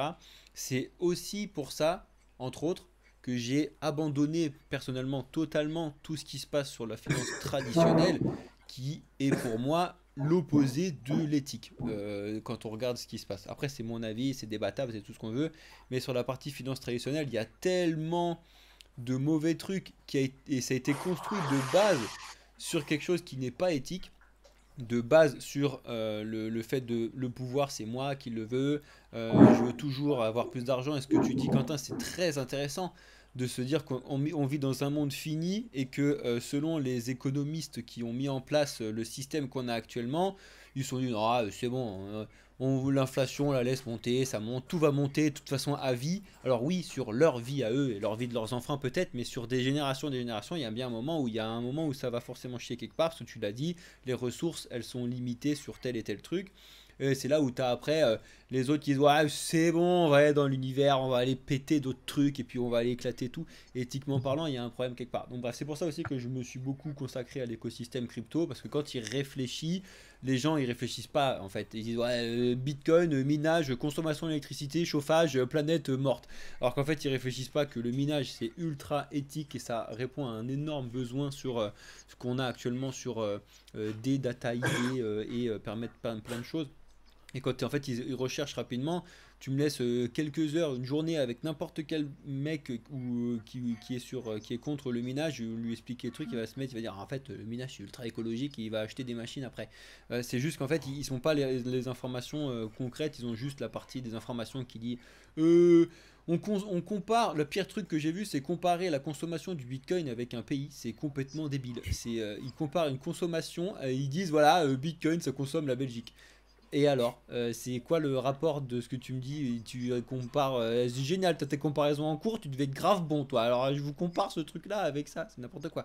Et il s'éclate à faire ça parce que c'est ce qui parle aux gens, entre guillemets, dire waouh, Bitcoin, Belgique, la Belgique c'est quand même grand, ça consomme beaucoup, ça fonctionne pas. C'est pas comme ça que ça fonctionne. Bref, donc ouais, pour répondre à ta question, moi la partie éthique, valeur, etc., c'est un truc que je prends énormément en compte dans mes investissements. Et voilà. Ok, Après, là c'est intéressant. Ouais. après le souci, je suis d'accord par rapport à ce que tu dis là, sur le Bitcoin, etc. Mais en fait, le Bitcoin ne va pas nous aider à diminuer notre impact CO2 dans les transports, dans l'aviation, dans tout ça, quoi. En fait, ce qu'il faut, c'est pas avoir pour la finance, ok, très bien. Peut-être si on dit demain, bah, le Bitcoin, c'est une monnaie internationale qui remplace les monnaies fiduciaires, etc. Pourquoi pas? Mais derrière, il y a pas que ça, quoi. Enfin, je pense que Ah non, mais il y a clairement pas que ça. C'était vraiment là sur la partie finance. Après, il y ouais, a ouais. plein d'autres trucs qui sont améliorés, enfin, qui tu peux améliorer sur certains trucs, tu vois, Mm. les transports ou je sais pas quoi, rendre Ouais. accessible je prends l'exemple de l'éducation, c'est un truc que je sors souvent, mais rendre accessible l'éducation à n'importe qui dans le monde sans avoir besoin ou l'obligation de bouger, prendre des avions, prendre des bus, prendre des voitures, prendre des je sais pas quoi, et de pouvoir le faire, par exemple, dans un monde virtuel en étant machin. Bon alors. Il y a plein de questions qui se soulèvent après derrière, mais au moins ça permet de faire des économies sur tel ou tel truc. Il y a plein de choses comme ça qui permettent de faire des bons, des gros bons et des avancées. Il faut juste s'y intéresser et pour le coup, il faut passer, tu l'as dit, si on veut effectivement avoir la neutralité carbone, etc., il va falloir faire forcément de l'investissement et de l'investissement dirigé vers les bons trucs. Mais moi, ce qui m'a fatigué sur Total, EDF et je sais pas quoi, j'ai travaillé moi pendant 2 ans et demi, 3 ans sur les C2E à Paris. Je sais pas si vous connaissez ce que c'est C2E, c'est certificat d'économie d'énergie.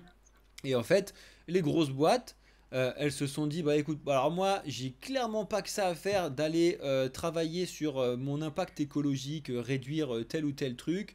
Je vais aller parler à mon pote au gouvernement qui va mettre en place une loi où tous les petits, ils vont faire des travaux d'énergie parce que eux, bon, bah, ils ont de l'argent à dépenser alors que moi non, alors que c'est moi qui pollue le plus. Et moi, je vais aller racheter leurs trucs à eux, comme ça, je suis vert.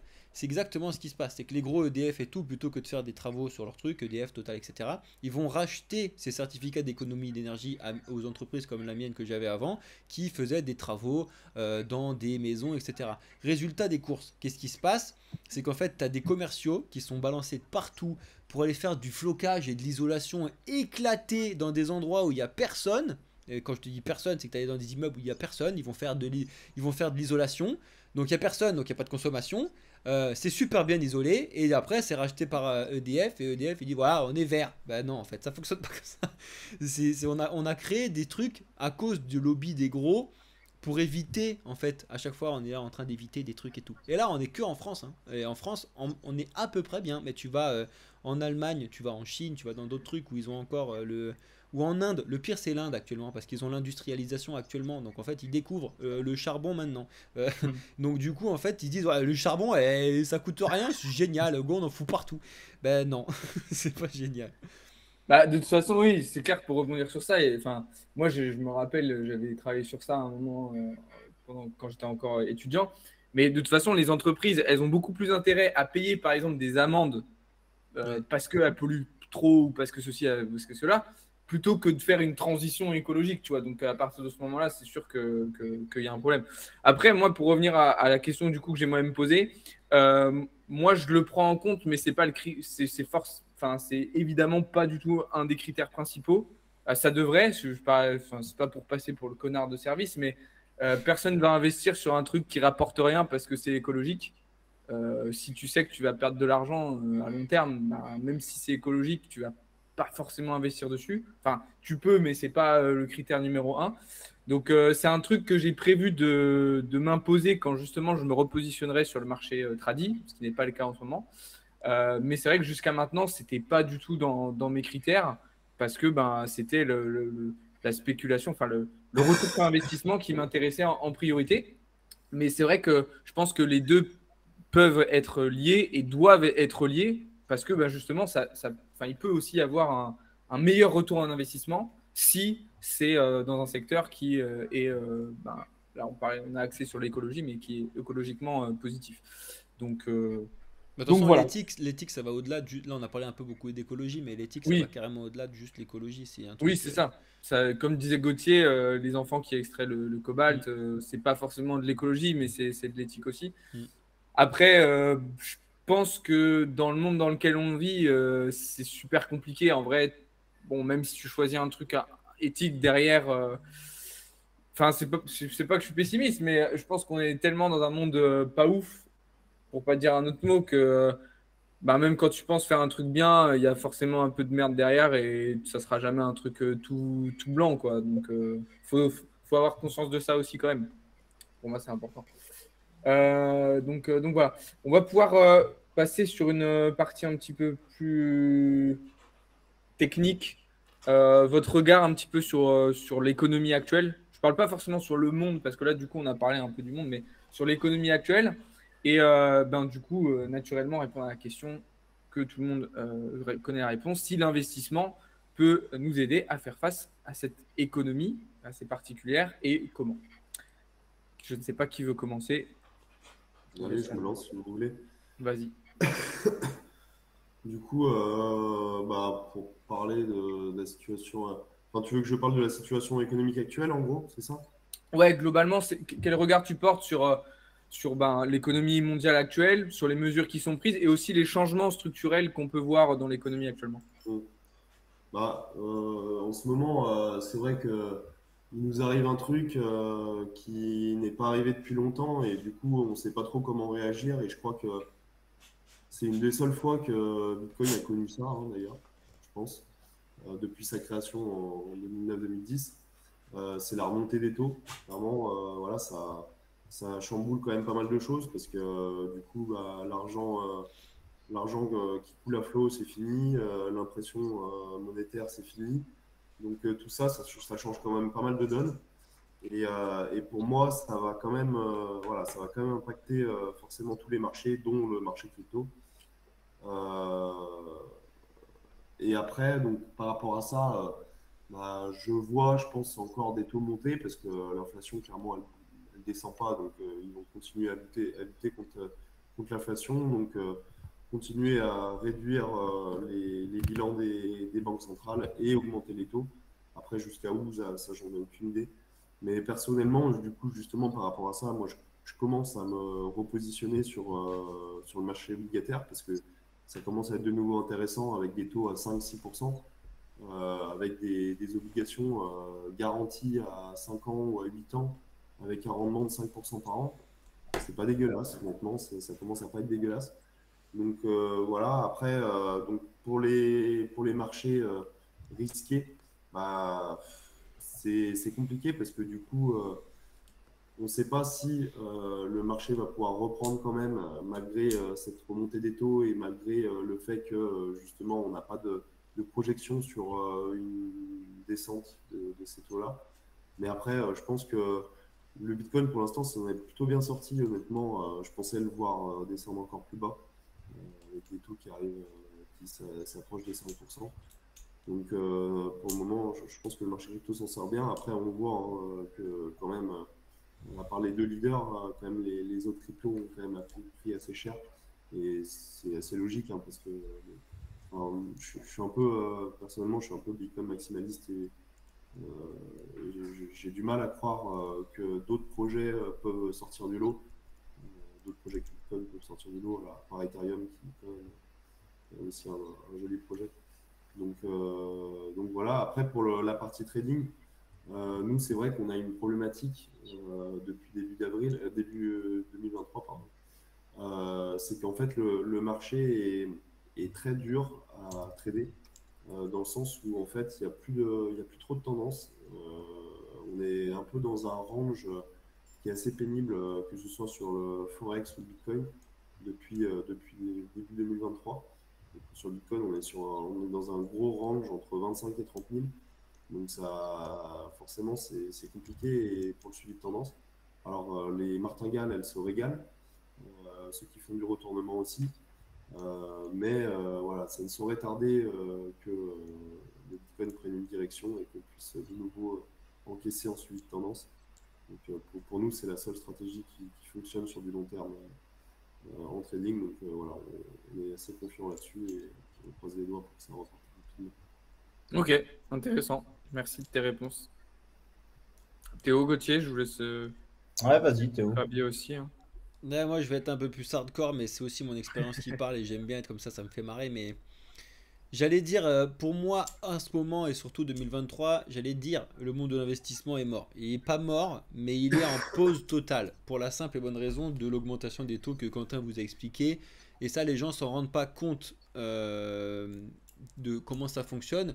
Alors que quand tu poses la question à tout le monde, tu te rends bien compte que c'est en pause. Tu demandes à n'importe qui actuellement, tu lui dis tiens, tu fais quoi comme investissement en ce moment? Il va dire bah écoute, je galère à payer de la bouffe à la fin du mois, donc en fait actuellement j'ai plus de sous que je fous de côté. Et quand on n'a plus de sous de foutre de côté, eh ben il n'y a plus de sous à foutre dans l'investissement.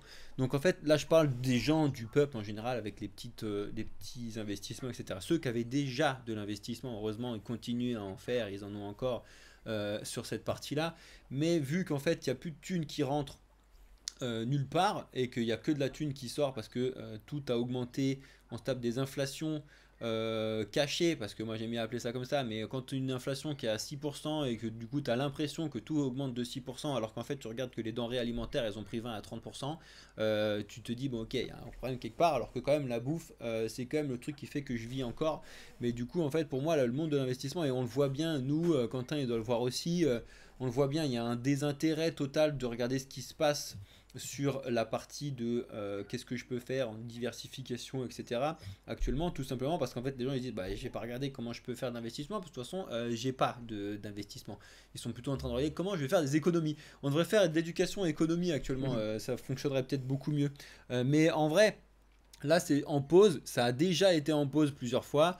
Je l'ai un peu moins connu, mais tu regardes un petit peu ce qui s'est passé suite à 2008-2009 et quand même du beau bazar. Mais ça a été vite rattrapé comme on l'a fait au Covid. Quand il y a une grosse crise, bah, on réinjecte de l'argent de partout, ça fait réaugmenter et puis on verra bien ce qui se passe après.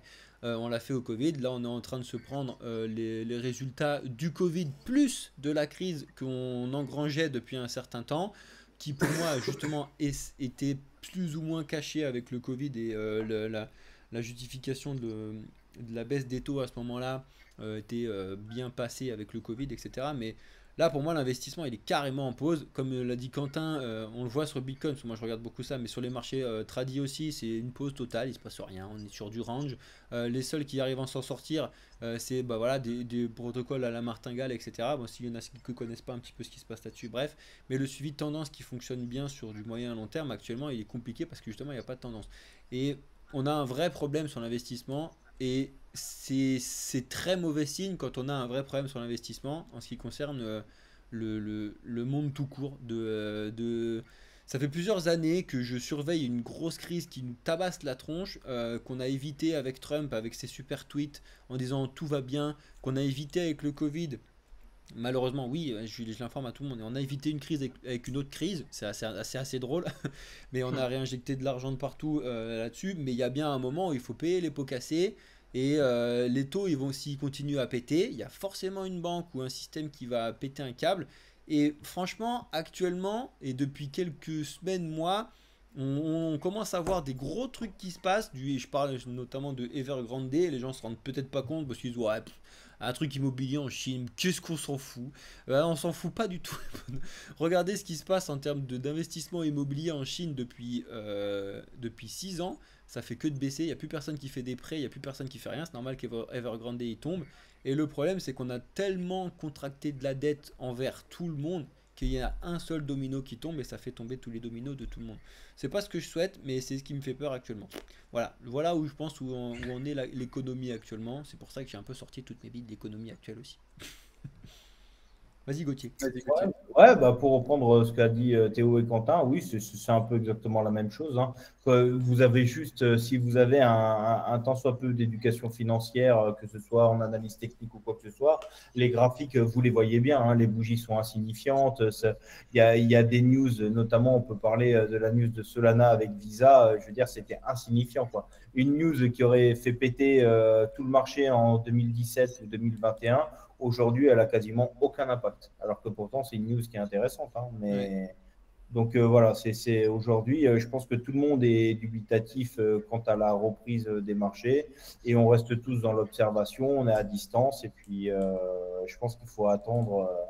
On va dire, par exemple, le FOMC de septembre, bah, pour moi, il va rien valoir parce que c'est sur le mois d'août. Donc, il faudra peut-être attendre, on va dire, celui d'octobre pour voir déjà une direction claire par rapport au taux. Et puis, et ça donnera déjà des indications de fin d'année. On a le bull run qui arrive. Maintenant, à savoir, est-ce qu'il va être déclenché, est-ce qu'il ne sera pas déclenché? Ça, c'est à suivre. Ouais, après, est-ce qu'il y aura vraiment un nouveau bull run? C'est en Ouais, fait c'est la ça. question aussi qu'on peut se poser, Bah, à l'heure est-ce actuelle, c'est que impossible. Là, Bah ouais, au c'est ce jour qui fait peur. d'aujourd'hui, c'est impossible. ouais, Parce c'est qu'il C'est n'y a ça. pas ça qui fait d'argent. peur. Parce qu'après, Bah, en on n'est fait, pas. ce qu'on appelle un bull run, voilà, c'est simplement une phase haussière assez longue, etc. Mais je pense qu'il ne faut plus raisonner sur cette façon de dire que Logique. voilà, tous les 4 ans, il y aura un bull run, on l'attend avec impatience. Non, moi, je trouve que c'est vraiment du bullshit. Je pense que maintenant, il faut raisonner d'une manière où, en fait, le Bitcoin, c'est un actif comme un autre, un actif spéculatif. Et en fait, c'est la loi de l'offre et la demande. Et à un moment, si il y a des gros fonds qui se repositionnent, etc., bah, il va monter. Et si il y a un oubli qui passe aux oubliettes pendant un moment, bah, il va rester là où il est. Donc, je pense que ce serait trop facile de se dire bah, tous les 4 ans, on a juste à acheter, attendre le bull run, on vend au plus haut et on est riche. Je pense que ce ne sera pas aussi facile que ça. Et je pense que le passé ne prédit pas l'avenir. Et donc, je pense que ce qui s'est passé dans le passé avec un bull run très bien défini, avec un début, une fin, etc., je pense que ça se passera plus comme ça. Et maintenant, on aura plus un Bitcoin qui va voilà, enregistrer des hausses, des baisses et qui va plus être fluctuant sans forcément parler d'une grosse performance sur un bull run comme on l'a connu. De toute façon, ouais, moi je suis tout à fait d'accord. C'est impossible et c'est même tout à fait normal. Le Bitcoin, c'est plus, alors, enfin, c'est toujours le même, mais c'est plus le même parce qu'il n'y a plus les mêmes personnes qui sont positionnées dessus. Aujourd'hui, bon, il n'est pas encore ultra institutionnalisé, mais on a quand même des gros acteurs de la finance qui se sont positionnés dessus. Donc forcément, ça va entraîner une modification des cycles qu'on a connus jusqu'à maintenant, où le halving, par exemple, pour prendre que ça, avait un poids beaucoup plus important dans justement le cours de Bitcoin que ce qu'il y aura à l'avenir. Et effectivement, moi, je suis aussi d'avis à ce qu'on a un Bitcoin qui. Enfin, moi, je pense qu'on va avoir un dernier vrai cycle haussier. Je pense le 2024, enfin fin 2024-2025 sera peut-être le vrai dernier cycle haussier de Bitcoin avec justement cette forte institutionnalisation qui va arriver et donc une nouvelle démocratisation. Mais je pense qu'effectivement, après ça, on va rentrer dans une autre ère, dans quelque chose d'autre, dans une autre évolution de Bitcoin. Mais ouais, je suis carrément d'accord avec vous. Et après, pour revenir sur la question initiale qui était le regard qu'on a sur le marché, enfin, sur l'économie globalement, de toute façon, on est à peu près tous d'accord. J'en parlais encore dans mes vidéos là cette semaine. On a des taux qui montent, on a un prix du pétrole qui monte. Enfin, on a une inflation qui baisse pas tant que ça, comme l'a dit Quentin. C'est pas beau du tout. Je pense qu'on retarde l'échéance, on retarde la catastrophe autant qu'on peut, mais il y a un moment, on peut pas la retarder indéfiniment et puis il faudra bien se la prendre en pleine gueule à un bon moment, quoi. Je pense que ce qui va déclencher un peu la grosse crise et la fin de la crise, je pense que ce sera la correction du marché immobilier, parce que pour le moment, le marché immobilier, par exemple en France, ne bouge pas. En fait, il n'a pas encore corrigé. C'est simple à expliquer, en fait, c'est que pour le moment, le marché immobilier, il baisse pas parce que les gens ne vendent pas, en fait. Parce que les gens ne veulent pas vendre en perte. Donc, en fait, Ouais. là, ce qu'on a vu, c'est pas une baisse de l'immobilier, c'est une baisse des transactions. C'est-à-dire, il y a eu moins 40% de transactions en 2022. Et parce qu'en fait, les gens, plutôt que de vendre un appartement à perte, ils disent bah tant pis, on ne le vend pas, on le garde. Et en fait, à force de garder, un an, 2 ans, 3 ans, d'un moment, ils vont se dire, mais en fait, moi j'ai besoin d'argent, j'ai plus envie d'avoir cet appartement, et tant pis, ils vont se dire, bah, on le vend en perte. Et en fait, la crise immobilière va se déclencher, je pense, à partir du moment où les gens auront attendu assez longtemps avec un appartement qui s'est dévalué et qui ont craqué dans le sens où bah, ils craquent et ils le revendent. Ils en ont besoin surtout. Il y a forcément un moment, il y a des factures à payer, des trucs et tout, donc ils ont besoin de sortir cet argent et tu es obligé de le faire sur des parties comme ça. Par contre, sur la partie bull run, je suis pas forcément d'accord avec vous parce que pour moi, il y aura encore des vrais gros bons gros bull run. mais parce qu'en fait, pour moi, il y a deux types de bull run. Il y a ou le type de 2021 ou le type de 2017 qui sont deux types complètement différents. Le type de 2021, pourquoi il y a eu un bull run? Parce qu'en fait, il y a tout simplement eu une énorme quantité d'argent injecté sur les marchés. Donc en fait, tout montait peu importe où, parce qu'en fait, les taux étaient à zéro, voire à moins de zéro. Donc il y avait de l'argent de partout. Donc forcément, tout a monté. C'était une époque où moi j'étais là. T'avais beau être débile, alors là pour le coup, t'avais beau être nul en trading, tu mettais n'importe quoi, n'importe où, tout montait, c'était génial. Ça n'a pas duré longtemps, ça a duré que quelques mois, mais c'était cette partie-là. Pourquoi? Parce qu'il y a eu plein d'argent d'investi. Et le bull run de 2017, c'est l'autre type de bull run, c'est déplacer de l'argent. Parce que là, de l'argent de la finance traditionnelle, il y en a plein. Je vous donne encore l'exemple du uniquement en France. Bon, même s'il n'existe pas, machin et tout, sur les registres, il y est. Mais je te prends l'exemple du livret A que j'adore. Il y a 450 milliards d'investis sur le livret A. Si du jour au lendemain, les gens ils décidaient de déplacer leur livret A petit à petit sur de l'écosystème crypto, DeFi, machin truc, naturellement, ça fera un bull run. Mais c'est pas avec de la nouvelle argent, c'est avec de l'argent ancien qui va se Ouais, mais déplacer. si, je suis d'accord avec toi, mais là, tu prends ça en compte dans un marché qui était beaucoup plus petit, qui avait une capitalisation beaucoup plus faible. Si là, avec le prochain bull run, on a une grosse institutionnalisation, on a des gros fonds d'investissement qui arrivent, le marché va être tellement plus gros que même une nouvelle entrée d'argent, même si elle est importante, aura moins d'impact, aura moins la capacité de créer justement un bull run, tu vois. Tu vois ce que je veux dire? Bah moi, ouais, en vrai, je vois ce que tu veux dire, mais pour moi, il y a tellement les cryptos, c'est tellement une goutte d'eau actuellement que des bull runs, il va y Oui, en avoir encore plein. Parce que il y a rien d'investi sur les cryptos. N'importe qui sort dehors et tu demandes à n'importe qui est-ce que tu as 1 euro dans les cryptos, il va dire ah, j'ai rien du tout. Et il suffit que ces personnes-là elles se rendent compte petit à petit avec les vidéos de maths sur la DeFi ou avec Deadpool ou ce genre de truc que c'est pas forcément magique, il y a des risques comme l'a répété Quentin effectivement, et que ça doit amener à plus de stabilité, mais ce qu'on veut dire là-dessus, c'est qu'il y a une utilité, c'est-à-dire que les cryptos, la DeFi, la machin, etc., c'est quelque chose qui est utile, au-delà de juste essayer de se gaver d'argent et de faire de la thune, c'est que les gens ils vont forcément comprendre à un moment que là leur liberté elle est éclatée, et c'est de plus en plus éclaté que les monnaies de banque centrale. Donc en fait ils vont déplacer un petit peu leur argent, ou ils vont euh, déplacer petit à petit leur monnaie qui gagne peu importe comment, peu importe où à la fin du mois, et l'investir plutôt sur la partie crypto. Donc forcément ça va monter tellement c'est une micro goutte d'eau. On se rend pas compte, mais on est à 1500 milliards sur les cryptos. Les gens vont dire 1500 milliards c'est énorme. Non, c'est rien du tout. Quand tu sais que tu en as un tiers qui est juste sur le livret A en France, c'est vraiment rien du tout, du tout, du tout, du tout. Donc pour moi des bull runs il y en aura encore plein, mais côté crypto, des bull runs comme on l'a connu là en 2021 sur le S&P, le CAC ou n'importe quoi où tout montait, alors qu'en fait tu te rends compte que théoriquement c'était censé tout baisser parce que ces entreprises là elles étaient censées, elles balançaient tout aux infos. Total les premiers, ouais le pétrole il monte, on n'a plus une thune, c'est une catastrophe. Total n'a jamais autant fait de profit que pendant cette crise. Donc tu vois qu'il y a un vrai problème quelque part. Et que du coup, en fait, on s'est juste foutu de notre tronche, comme d'habitude, et qu'il y en a toujours les mêmes qui se mettent plein les poches. Mais il y a forcément un moment où ça va sortir un ras-le-bol. Il y a un moment où on va se taper un vrai mai 68, un vrai truc comme ça, et les gens ils vont dire, bon voilà. Et du coup, on va avoir encore pour moi des cycles côté crypto, pas côté investissement tout court, mais côté crypto, parce que le besoin il est réel. Après, je comprends les maximalistes, etc., comme le dit Quentin et tout, mais c'est juste que oui, si en fait tu considères l'écosystème crypto comme une monnaie et le besoin monétaire, effectivement, Bitcoin maximaliste, je comprends.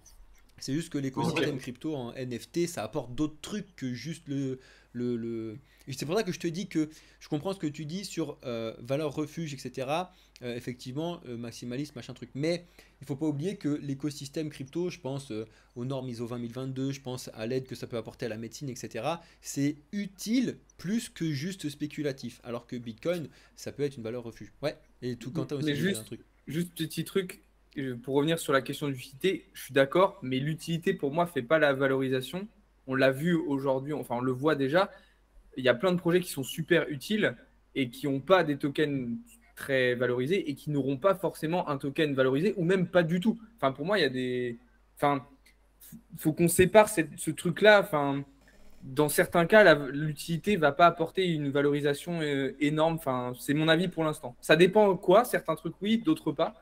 Mais je pense sur certains points, il faut séparer ces deux points. après, moi, le problème aussi que j'ai avec les autres projets autres que Bitcoin, En fait, on dit que c'est décentralisé, etc., que la crypto, c'est top, voilà, c'est décentralisé, c'est la DeFi, etc. Mais le problème, c'est qu'en fait, pas tellement, parce que derrière, c'est toujours une entreprise et avec un PDG derrière, quoi. Et à part Bitcoin, qui est justement avec un créateur inconnu et qui n'a pas une société derrière avec des actionnaires, etc. Ah, le reste, en fait, pour moi, c'est comme la finance traditionnelle, quoi. C'est juste que les mecs, ils viennent de la finance traditionnelle, ils ont créé une entreprise, et ils ont créé une blockchain et une crypto, et ils l'ont mis dans ce secteur-là. Mais derrière, en fait, pour moi, il n'y a rien, de vraiment décentralisé, quoi. Pour que ce soit vraiment décentralisé, pour moi, il ne doit pas y avoir une entreprise derrière. Et à partir du moment où tu prends des entreprises comme Elrond ou AAV ou toutes ces cryptos-là, pour moi, enfin, ça ne répond pas vraiment aux critères de décentralisation et aux critères importants de la crypto. Ok, moi c'est intéressant d'avoir vos différents points de vue. En plus, ça fera un bon titre de vidéo. Est-ce qu'il y aura un prochain Bull Run ou pas? C'est bien, ça va Non, mais c'est attirer le les but gens. des podcasts, avoir des débats et pour montrer que même au sein Ouais, non, mais de ouais, tout ce qui se passe là-dedans, il y a des avis qui sont différents. Ça n'empêche pas d'avancer sur certains trucs et tout. Et c'est ça qui est c'est clair. intéressant. Moi, j'adore ce genre de truc. C'est ce que je suis comme Quentin. Moi, je suis un ultra fan de YouTube et je me nourris que de ça maintenant. Ma télé, c'est YouTube ou Netflix ou machin. Mais Moi, je trouve ça je hyper sais pas intéressant. si vous connaissez, moi je suis pas mal la chaîne de Crypto John, justement, là-dessus. Ah, je connais pas. Ah, je Vous connais pas connaissez du tout. pas? Enfin, Je- Crypto John, il y a un mec que je suis sur Twitter qui s'appelle comme ça, mais je sais pas si c'est le À même mon gars. avis, c'est peut-être lui, je pense. Ah bah Euh, c'est possible alors. je vous l'envoie. Alors lui, justement, il est pro Bitcoin et en fait, il a plutôt tendance à dire que tout le reste des cryptos, enfin, ça n'a pas vraiment d'avenir. Et en vrai, au début, j'étais un peu, enfin, je disais, voilà, il y a plein de projets intéressants, franchement, il y a des projets qui sortent du lot, etc. Mais en fait, quand j'ai regardé ses réflexions, etc., je me suis dit, mais en fait, ouais, il a quand même pas tort. Et c'est vachement intéressant. Regardez un peu ces vidéos, c'est hyper intéressant ce qu'il dit et c'est son avis sur justement l'univers crypto autre que Bitcoin. Ok, Voilà. vas-y, bah, je regarderai ça, mais ouais, je pense que c'est le même gars Ouais, que je suis sur Twitter, il me semble. je pense, Mais ouais. Mais c'est ce qu'on dit à ok, tout le monde, il faut que les gens ils regardent plusieurs avis, plusieurs trucs, il faut écouter des maximalistes, il faut écouter des gens qui font machin, etc. Et après, il faut se faire son propre avis pour pouvoir avancer. Il n'y a rien de pire que de suivre la société qu'on a actuellement, ah, je regarde BFM et tout ce que dit BFM c'est vrai, c'est génial. Il faut que j'achète du PQ parce qu'on est en Covid et qu'il n'y a plus de PQ, il faut que j'y aille, go. Et non, ça faut arrêter, il faut se faire son propre avis sur les trucs et ça va lisser le truc naturellement en fait. Donc tu vois, d'avoir des avis comme moi, exact. j'adore regarder des avis différents et tout. CryptoJohn, tu vois, je le connaissais pas, je regarde plein d'autres, mais lui, Ouais, il est pas je vais les mal. regarder. Bah, de toute façon, enfin, pour moi, c'est dans le débat aussi qu'on s'instruit, Ouais. qu'on se construit aussi. Si tu parles que avec des mecs qui sont d'accord avec toi, si tu regardes que des mecs qui sont d'accord avec toi, enfin, t'avances pas, en fait, ton développement d'esprit, il reste au même stade. Donc, c'est voilà, dans la contradiction aussi qu'on se développe. Donc, c'est toujours intéressant et c'est pour ça aussi qu'on fait des débats. En tout cas, on va arriver au terme de celui-ci, à part si vous avez des petites choses à rajouter. Mais en tout cas, c'était super intéressant. Et ben, je vous remercie tous d'avoir été là. Vous aussi qui nous regardez dans le chat, merci d'avoir été là et merci d'avoir participé. J'ai vu pas mal de remarques assez intéressantes. Euh, Moi, je Ah les ai si, vues j'ai en un truc chat. à rajouter, tiens, attends. Vas-y. Ça, alors là, c'est pour de l'instruction sur ce qui peut se passer, etc. Il faut aller regarder. Je sais pas si tu l'as vu, Quentin. Alex, je te l'avais filé dans la Ouais. liste, mais ce film-là, il est indispensable à voir sur les risques qui se passent et pour comprendre ce que je disais tout à l'heure sur l'économie de où on est. C'est Margin Call. Alors, il y a des trucs, c'est pas ultra simple quand on n'a pas forcément la notion de finance sur certains points, donc il faut le regarder plusieurs fois. C'est que avec des acteurs connus du monde d'Hollywood, etc. Et c'est sur la crise de 2008 et ça explique l'envers du décor de la crise de 2008 plutôt que de faire un film qui vous explique comment Bernanke il a sauvé la planète et tout. Justement, Margin Call il explique qu'on a juste évité on a juste évité une catastrophe et qu'on s'est juste sauvé d'un truc, mais qu'on est passé à à très peu d'être dans une vraie finance compliquée. Et je pense qu'il faut le regarder, ça fait une ouverture d'esprit. Quand j'ai vu ce film-là et genre d'autres films que je t'ai montré, Alex, c'était des trucs qui permettent de réfléchir sur pas mal de points. Voilà, c'est tout. Ouais. Ouais, moi, je l'ai vu, il est vraiment bien ce film. C'est un peu, bah, il y en a pas mal hein, dans ce secteur-là. Enfin, Ouais. qu'il faut regarder. Il y a The Big Short aussi qui est vraiment Ouais, The Big Short, intéressant. on fait que de le dire, mais normalement, The Big Short, il a été un peu plus mainstream et théoriquement, Oui. beaucoup de gens l'ont vu, alors que Margin Call est un peu plus fermé, il y en a moins qui l'ont vu, mais on a une liste, Il y nous, en a qu'on un a aussi mis qui est là sur le intéressant, Discord. c'est Too Big to Fail. Ouais, Too Big Ouais, to Fail, c'est pas incroyable vu. aussi. Il est incroyable aussi. Ouais, de toute façon, comme disait Théo, dans le Discord, on vous a mis pas mal de contenu, que ce soit des films, des livres, ou même des séries, que vous pouvez regarder sur ces sujets-là qui sont assez intéressants et bien faits en plus de manière à ce que ce soit pas indigeste, même pour quelqu'un qui n'est pas forcément habitué à tous ces termes qui peuvent être un petit peu techniques dans la finance. Donc, euh, donc voilà. Bon, bah, je pense qu'on a fait à peu près le tour aujourd'hui. Encore une fois, ouais, merci Quentin d'avoir été avec nous. On se donne rendez-vous du coup à la fin du mois pour une AMA. Je crois que c'est le 27 si je me rappelle bien. Et puis voilà, merci aussi à Gauthier et Théo d'avoir été là. C'était super Merci à vous. intéressant. Merci à vous. Pour Hein. pour ceux qui sont arrivés en cours de route, qui n'ont peut-être pas pu suivre dans l'intégralité du live, il y aura une rediffusion sur la chaîne YouTube, comme d'habitude. Ne vous inquiétez pas. Et puis sur ce, on va vous souhaiter à toutes et à tous une très très bonne soirée. Merci beaucoup d'avoir été là et à très bientôt. Merci Bonne soirée à les tous. amis. À bientôt. Salut les amis. Ciao. À plus. Merci. Ciao.